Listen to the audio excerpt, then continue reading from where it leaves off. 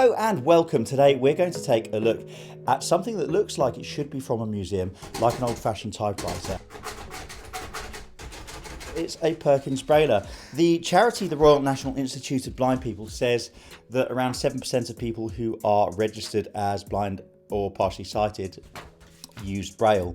That's less than 1% of the roughly 2 million people living with sight loss in the UK, but it doesn't mean it's a dead medium. I use it all the time for things like medication packages when the labels are not covered, and I use it for Ada Memoirs when I'm doing bits on the TV. Now, let's just talk over this machine and what it does. This is a Perkins Braille.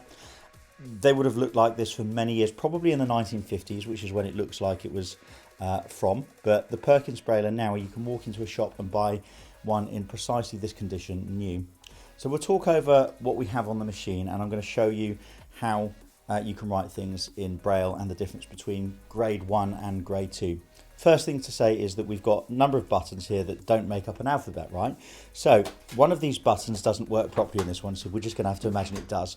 But from left to right, we have a carriage return, which moves the paper up like an old typewriter. And then we've got 3 keys on the left, which we're going to come back to. They will be dots 1, 2, and 3. And then we've got a space bar. And on the right-hand side, we've got dots 4, 5, and 6. And on the right-hand side, what we should have here is a backspace button, which is a little bit quirky on this machine, but less said about that, the better. And as you look at the top of the machine, you've got on the left-hand side these kind of up and down carriage holds. I'm sure there's probably a better name for them than that. You've got the carriage itself that goes along when you type. And you've got the bell that tells you, when you've set your margins right, that you are 6 cells away from the end of that page. We'll start off with the alphabets. That would be A. So that would be just dot 1 on its own. We're going to put a space. We'll have a B, which is dot 1 and 2 together, and I'll put another space.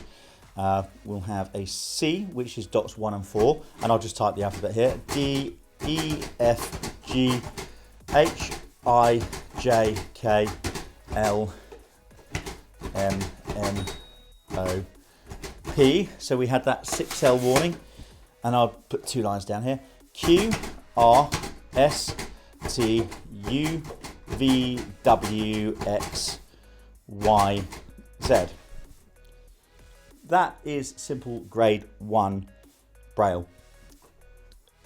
Grade 2 takes this on a little bit, and those letters on their own, for instance, they mean different things. So for example, A on its own means an A, B on its own means but, C is can, D do, E every, F is from, go, have, I just means I on its own because it would anyway, J is just, K is knowledge, L is like, M is more, N is not, O is just an O, P means people, Q means quite, R means rather, S means so, T means that, U is us, V is very, W is will, as in W-I-L-L. X on its own means it, so that's I and T.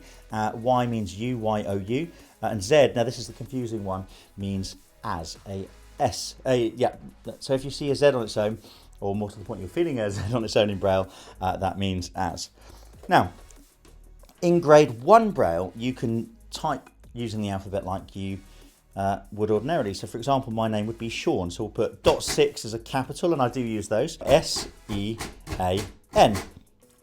However, grade 2 shortens that a little bit because there are short forms and contractions, but in broader detail, we'll put a capital sign and we'll put S, and I want to do 1 dot on its own, which is actually dot 2 means EA, and then N. So you've actually saved space, and that's the point of grade 2 Braille. Then we can move on and be slightly more advanced and talk about short forms such as children. So we'll put a CH sign, and N means children. If you put a dot 5 and a D, that means day. I mentioned earlier that K on its own means knowledge. But if I want to write no, because you'd think, well, you must use no more than knowledge. I don't know. But anyway, what you do is dot 5 and K means K-N-O-W. So everything that can be represented in print can be represented in Braille. Now, I don't use a machine like this for the most part. I use an electronic Braille note taker, but you can type away. I think it's a little bit slower than a QWERTY keyboard for me, but let's say, hello, how are you today, TD? question mark is a lower H. Capital this is a test. Now, the thing is, I would actually then put the lower F sign ordinarily in Old Braille, but I need to write it TO in Unified English Braille because that has changed. To see if, and then have I made a mistake there? I'm just checking my left finger. No, I haven't.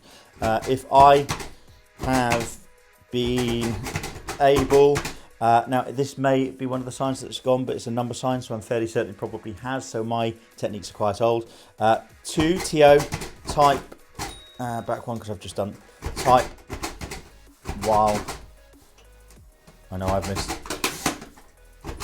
making a video.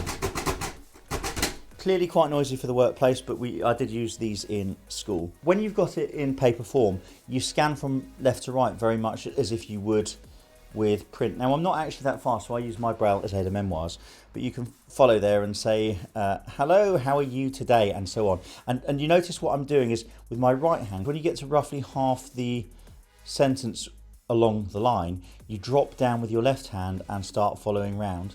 And then by the time you get to the right, I already know that it says to see. So I'm semi-ambidextrous, but I find that I read better with my right hand. Braille, fantastic for medication. If you're a pharmacist and you're watching this, please remember, please do not stick labels over the Braille because it ruined this really excellent thing.